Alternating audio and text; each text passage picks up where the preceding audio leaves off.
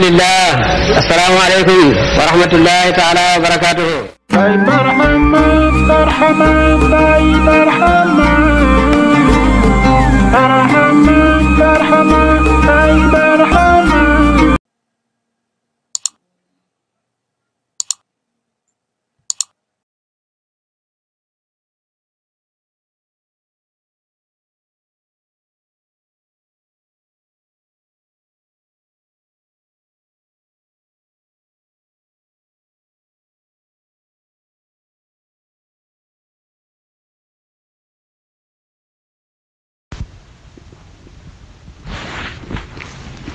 أعوذ بالله من الشيطان الرجيم بسم الله الرحمن الرحيم الحمد لله رب العالمين والصلاة والسلام على رسول الله. Mes chers frères ainsi que mes frères sœurs, nous vous saluons et nous venons encore aujourd'hui pour votre émission le récit de l'histoire des prophètes. L'émission d'aujourd'hui portera sur les peuples de Ad et sur le prophète Hud alayhi salam. Nous allons voir l'histoire un peu de ce peuple. Nous allons aussi voir les appels qu'il a eu à faire face à eux, et nous allons aussi voir l'issue de toute sa mission et comment a fini son peuple.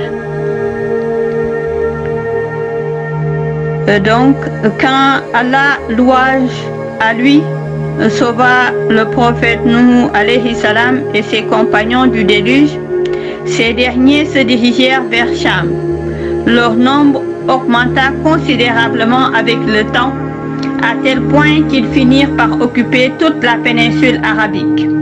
C'était la descendance de Sem, un des fils de Nuh alayhi salam. Ils étaient les Arabes, fondateurs de lignée. Ils adoraient Allah, Dieu unique, sans rien lui associer, dans la pure tradition léguée par Nuh alayhi salam, un prophète d'Allah. Malheureusement, les gens finirent par altérer la religion pure de leurs ancêtres, et les premiers hommes à adorer des idoles après Nuh alayhi salam furent ceux de la première tribu des Ad, ou la tribu Iram, qu'Allah désigna en ces termes dans son livre sacré, dans la sourate 89, les versets 6 et 7. N'as-tu pas vu ce que ton Seigneur a fait du peuple de Ad, de la cité d'Imram aux autres colonnades? Il vivait au Yémen entre Oman et Hadramaout, une région désertique de l'Arabie du Sud qui se nomme El Arqaf. Et dans le Saint-Coran, une sourate entière porte ce nom. Il s'agit de la sourate El Arqaf où Allah, gloire à lui, nous révèle les informations sur ce peuple. Al-Arab signifie dune et désigne la cité bâtie entre les dunes du désert, d'où son nom. La ville était entourée de plaines au sol fertile et fécond, de la bonne terre où tout pousse à profusion, des céréales, des arbres fruitiers, des plantes de toutes sortes et des fleurs exubérantes. Cette nature généreuse attirait un grand nombre des oiseaux qui embellissaient de leur présence un décor déjà fort attrayant. Allah, en sa grandeur, dota l'endroit d'un fleuve généreux aux eaux abondantes, permettant ainsi aux paysans d'irriguer leurs terres à volonté. L'eau leur assura le bonheur, la quiétude, l'insouciance, comme nous l'enseigne notre Seigneur en son livre sacré dans la sourate 21 et le verset 30. Qu'à partir de l'eau, nous avons créé toute matière vivante. De plus, pour accroître leur bien-être et leur aisance, Allah, qu'il soit loué, leur attribua des animaux de toutes sortes, bovins, ovins, caprins, chameaux, d'où ils se nourrissaient et desquels ils extrayaient du lait. Et enfin, pour couronner le tout, Allah le Tout-Puissant dota les Hadiths d'une corpulence, d'une taille et d'une force extraordinaire. Une force inouïe, inédite depuis Nuh alayhi salam. Cette santé hors du commun permit au peuple Ad de dresser des tentes immenses, maintenues par des colonnes gigantesques qu'Allah évoqua dans le Coran, dans la sourate 89, le verset 7, de la cité d'Imram aux autres colonnades. Ils installaient leurs tentes dans les plaines et ils sculptaient sur les parois de la montagne des palais, non par nécessité, mais par jeu. Allah en sa gloire les initia à tous les arts et métiers.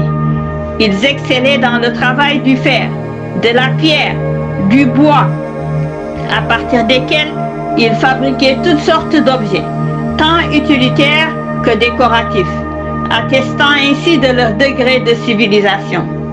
Allah leur attribua des palais, des ateliers, de l'eau, de la nourriture, une bonne santé, le tout afin qu'ils soient reconnaissants et qu'ils l'adorent seul, sans rien lui associer. Malgré cela, les Hadiths adorèrent 3 idoles, Saad, Samoud et Ara. Ils leur présentaient des offrandes, les vénéraient au plus haut point. Ils leur allumaient des cierges, les parfumaient. Bref, ils sombrèrent dans l'idolâtrie. De plus, ils semèrent le mal autour d'eux, agressant injustement les plus faibles d'entre eux. Leur force physique les poussait au mépris d'autrui, à l'orgueil, l'arrogance et la malfaisance. Sans foi, sans loi, sans pitié, rien ni personne ne semblait leur résister. Allah les évoque ainsi dans son livre sacré, dans la sourate 26, le verset 130.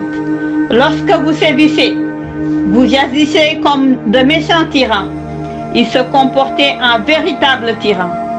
Ayant atteint un tel degré de paganisme et de sauvagerie, Allah, louange à lui, voulut les soustraire à cet égarement dans lequel ils étaient plongés depuis qu'ils s'étaient éloignés de la voie d'Allah. Il leur envoyait un homme de leur peuple, Hud, évoqué dans le Coran, dans la sourate 7, le verset 65. Au Had, nous avons envoyé leur frère Hud. Hud alayhi salam connaissait son peuple comme son peuple le connaissait. Il rappela à son peuple les bienfaits qu'Allah leur avait prodigués, comme jamais il n'a gratifié autant un peuple avant eux. Il leur recommanda d'adorer Allah en toute exclusivité, sans rien lui associer. Il leur dit, dans la sourate 11, verset 50, la sourate qui parle essentiellement du prophète Hud alayhi salam. Ô mon peuple, adorez Allah, vous n'avez de Dieu autre que lui, vous n'êtes que des affabulateurs. Mais sa tribu se détourna de l'appel de Hud alayhi salam. Il était difficile aux Hadiths de croire qu'un homme, issu de leur tribu, puisse détenir la parole de vérité de la part d'Allah, gloire à lui. Ce fut le cas aussi pour les prophètes précédents, Idris, Nuh. Pourtant, le message qu'il leur apportait était d'une sagesse évidente.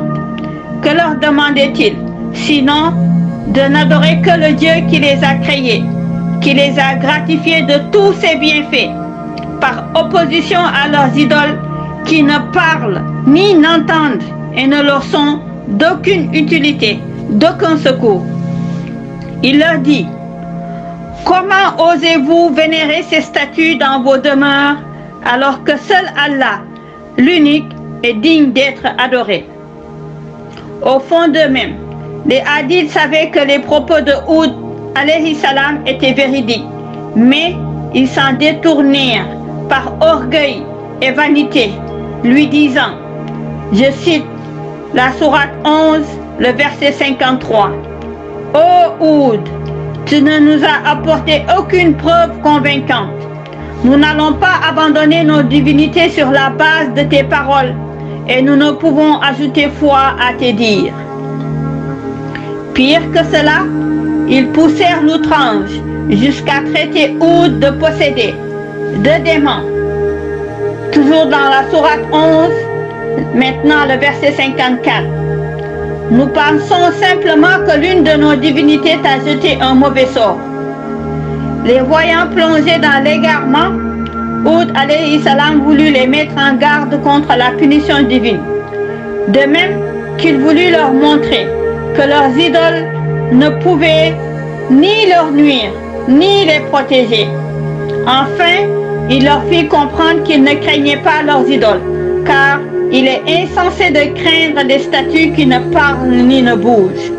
Il leur dit, je vous défie, vous et vos idoles, de me nuire en quoi que ce soit. Je m'en remets à Allah, lui seul peut nuire ou secourir. Sourate 11, versets 54 et 55. Oh, je prends Allah témoin, soyez-en témoin vous aussi. Je me proclame innocent de tout ce que vous associez en dehors d'Allah. Liguez-vous donc tous contre moi, sans me laisser de répit. En défiant son peuple mécréant et leurs idoles, Oud alayhi salam savait fort bien qu'il ne risquait rien, car Allah, gloire à lui, le protégeait et lui assurait la victoire. Oud alayhi salam, détenteur d'une parole de vérité, s'en remit totalement à Allah, à lui gloire et majesté, et ce faisant, il était convaincu qu'Allah le préserverait du complot de ses ennemis. Sourate 11, verset 56.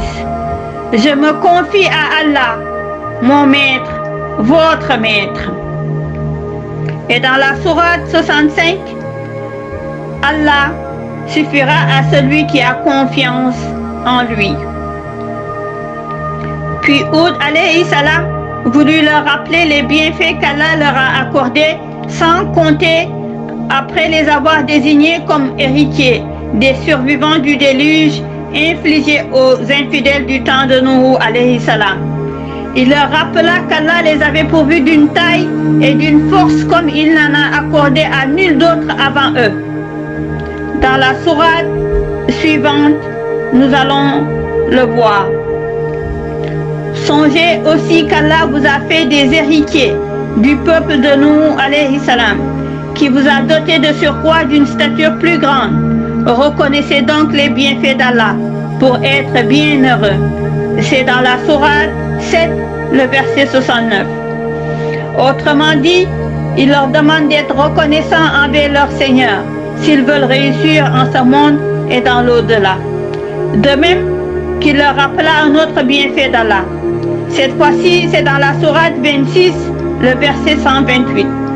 Construisez-vous toujours sur chaque site des monuments pour vous divertir, c'est-à-dire qu'ils construisaient des palais sans aucune nécessité, eux qui habitaient déjà d'immenses tentes.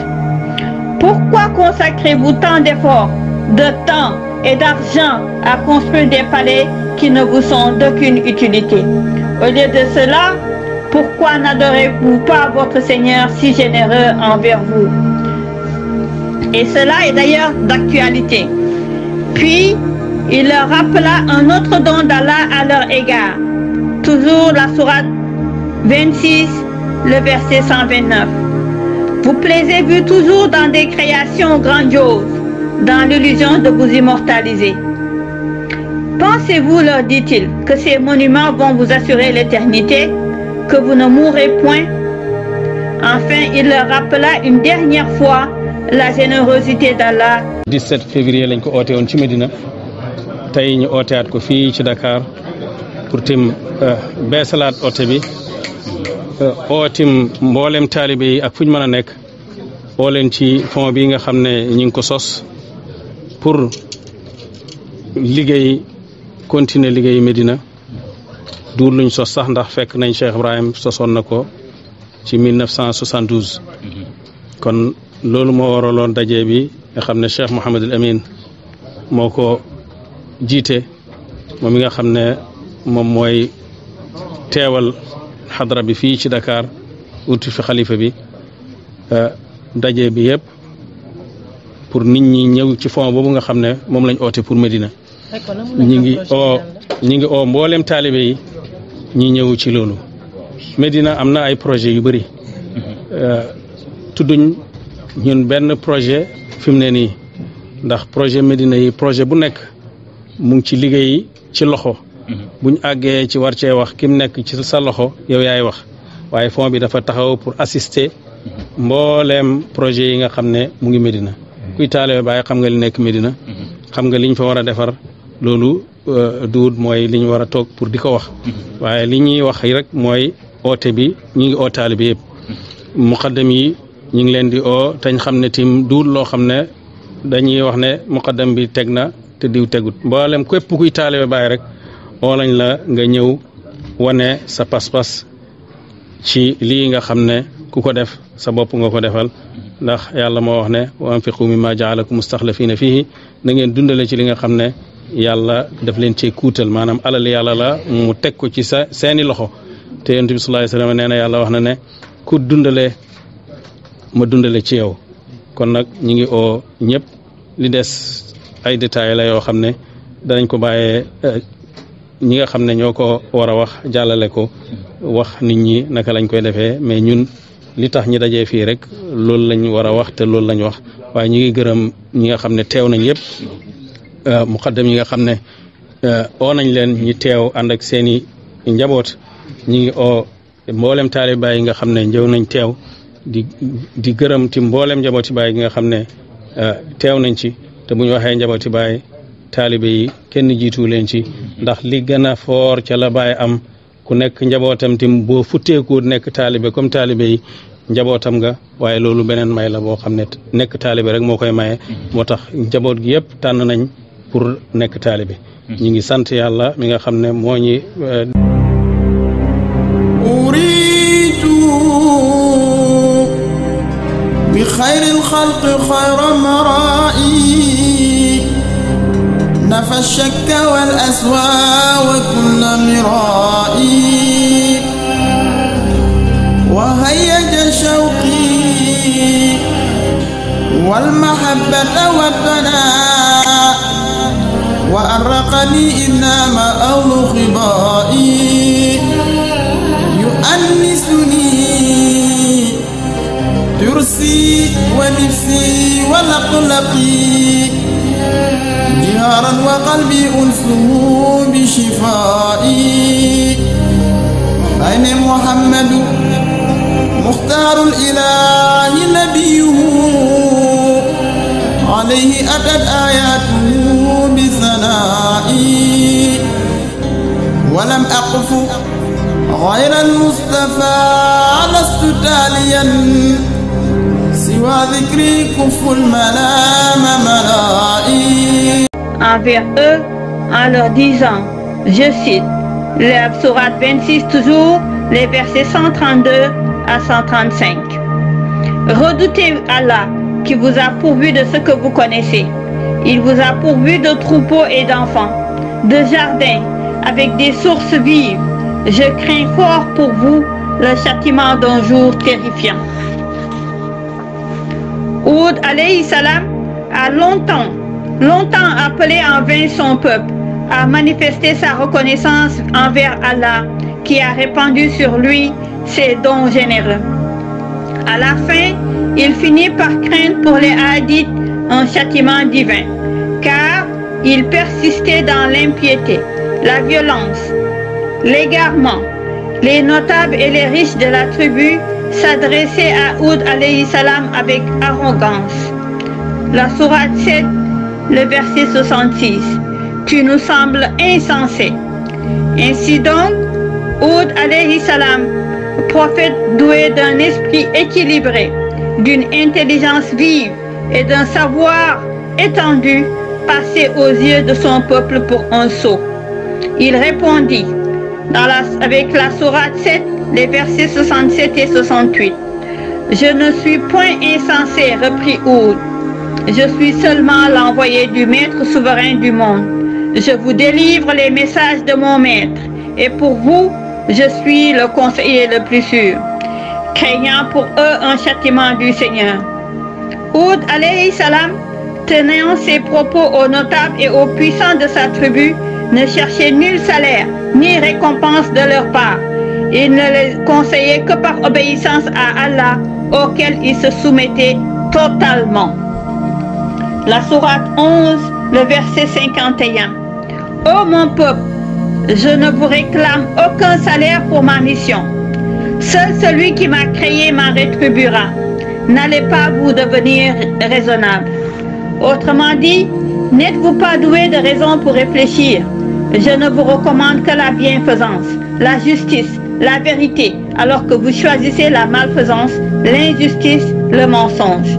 En fait, les hadiths possédaient un esprit, mais ne réfléchissaient pas, des oreilles, mais n'écoutaient pas, des yeux, mais ne voyaient pas. Ils se comportaient comme des animaux, encore que des animaux ont l'excuse de ne pas être dotés d'intelligence, alors que le peuple des Had était doué de raison, mais n'en tirait aucun profit. Le sourate 26, les versets 136 à 138. Il nous est égal que tu nous exhortes ou non. Nous ne suivons là que des traditions des anciens. Nous ne serons point châtiés. Ça qu'ils dirent au prophète Hud alayhi salam. Les conseils et les efforts de Hud alayhi salam n'eurent aucun effet sur les hadiths, car ils étaient aveugles par l'orgueil, l'arrogance et la suffisance. Ils affirmèrent dans la sourate 41, le verset 15, qui pourra disposer d'une force plus grande que la nôtre. Ils s'imaginaient que la puissance de leur corps les mettait à l'abri de toute adversité, car les habitants des cités alentours, moins solides qu'eux, ne résistaient pas aux hadiths et subissaient leur tyrannie et leur oppression. Tout cela leur donnait un sentiment d'invincibilité. Ils s'adressèrent à Hud alayhi salam avec mépris et défi. Dans la sourate 7, le verset 70. Es-tu donc venu nous inciter à n'adorer qu'Allah et à renier les divinités de nos ancêtres? Fais venir ce dont tu nous menaces si tu dis vrai. Ainsi donc, les défiant Hud alayhi salam, ils répondirent: nous ne t'écouterons pas, ni ne te suivrons. Toi qui nous menaces d'un châtiment divin, montre-nous donc ce châtiment si tu es véridique. En réponse à leurs paroles blasphématoires, Hud alayhi salam répondit, dans la sourate 7, le verset 71. En vérité, la malédiction et la colère d'Allah s'abattront sur vous. Comment pouvez-vous polémiquer avec moi en vous référant à des objets que vous et vos ancêtres affublés d'appellations auxquelles Allah ne donne aucun crédit? Attendez donc, moi aussi j'attendrai. Hud alayhi salam leur fit comprendre que par leurs paroles et leurs actes, ils ont provoqué la colère d'Allah, ainsi que son châtiment. Les hadiths avaient ainsi délaissé leur religion, la foi pure qui consiste à adorer Allah, l'unique, sans rien lui associer, pour lui préférer leur statut qu'ils fabriquaient de leurs mains. Pour avoir délaissé le bien pour le mal, voilà donc le peuple de Had face à un malheur que nul ne pouvait éloigner et un châtiment auquel nul ne pouvait se soustraire. Hud alayhi salam se mit à implorer Allah, louange à lui, et lui adressa une prière. Dans la sourate 23, le verset 39. Seigneur, apporte-moi ton secours, car ils m'ont traité d'imposteur.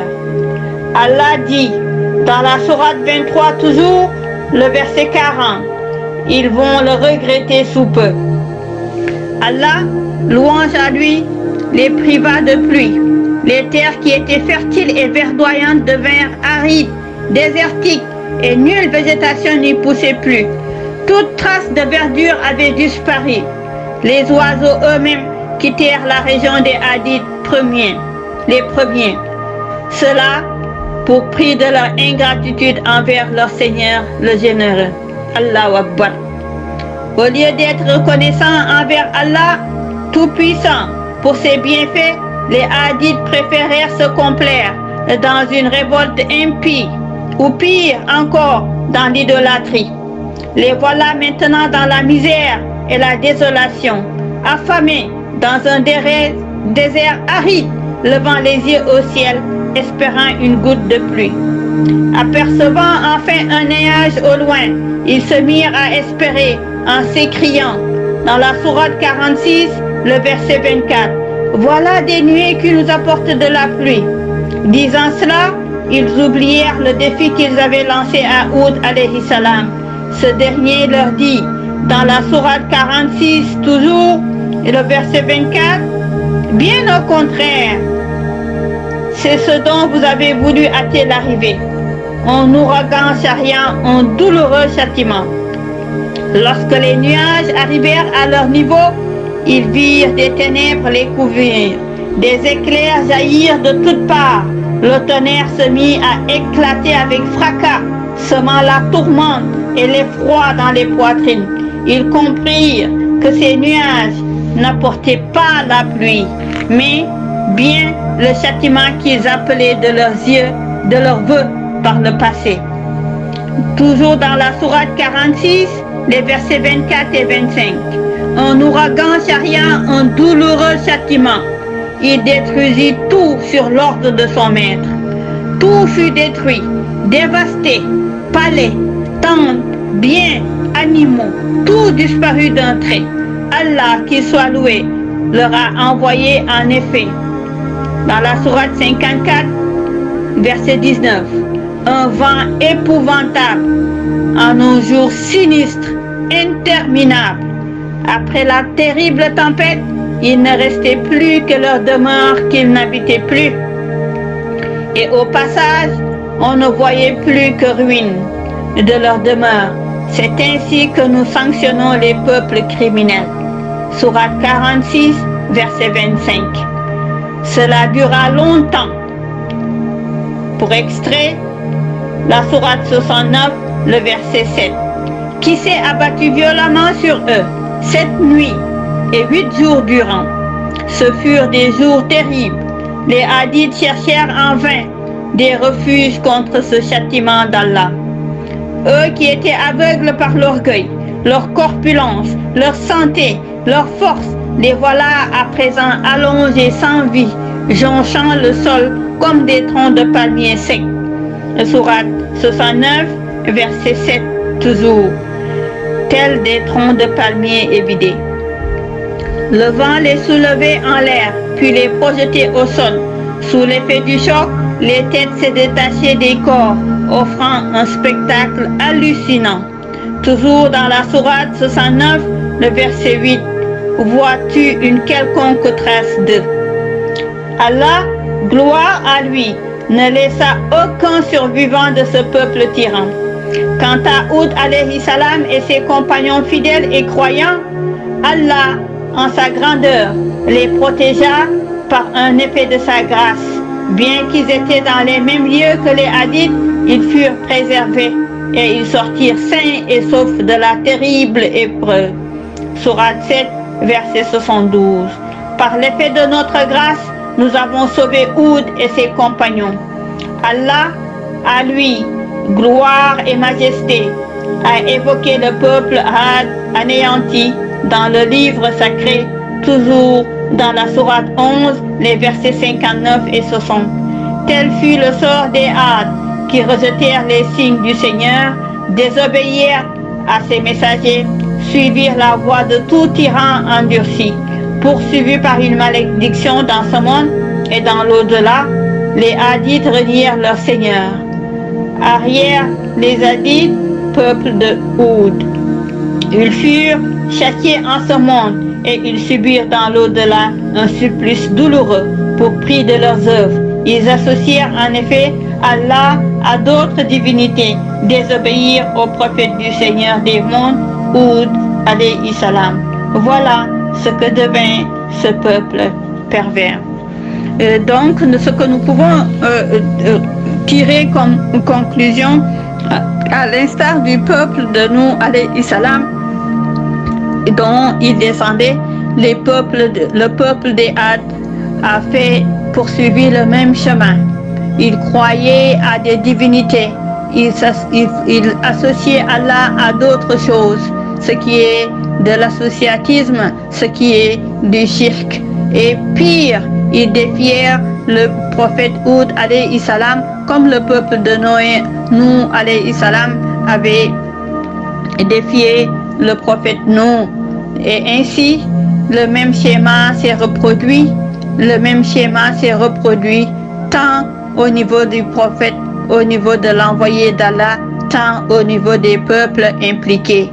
Donc, comment Allah, par sa gloire, a préservé ceux qui étaient croyants, mais ceux qui défièrent le peuple, le prophète Hud alayhi salam, ont été exterminés, alors que de leur vivant, ils se croyaient invisibles, invincibles, parce qu'ils croyaient que c'est eux-mêmes qui pourvoyaient à leurs besoins. Mais c'est Allah qui pourvoit à tous nos besoins. C'est Allah qui nous a créés. C'est Allah qui insuffle toutes les forces que nous avons et que toutes les connaissances que nous avons en nous. Soyons reconnaissants et évitons le shirk. Ça, c'était l'émission d'aujourd'hui. Nous vous remercions de votre présence ainsi que de votre soutien. Assalamu alaikum wa rahmatullah ta'ala wa barakatuh. Ce que nous pouvons tirer comme conclusion dans le récit d'aujourd'hui, c'est que le peuple des Hadiths, à l'instar du peuple de Nuh alayhi salam, a suivi le même chemin.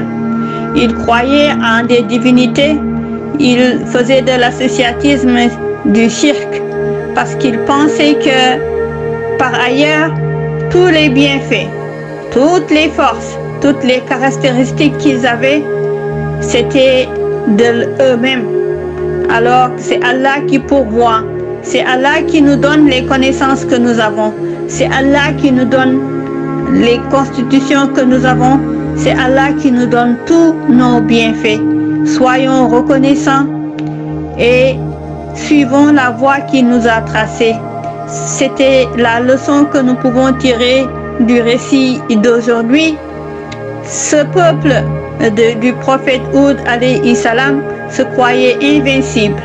Et voilà qu'il défiait le prophète Hud alayhi salam d'une punition parce qu'il pensait que le prophète d'Allah inventait ce qu'il leur disait, les rappels infatigables que les prophètes et les hommes de Dieu font, c'est pour notre bienfait. Écoutons-les parce qu'ils nous aident à être sur le droit chemin, ils nous aident à aspirer à rester sur le droit chemin. Assalamu alaikum wa rahmatullah ta'ala wa barakatuh. À la semaine prochaine, Inch'Allah.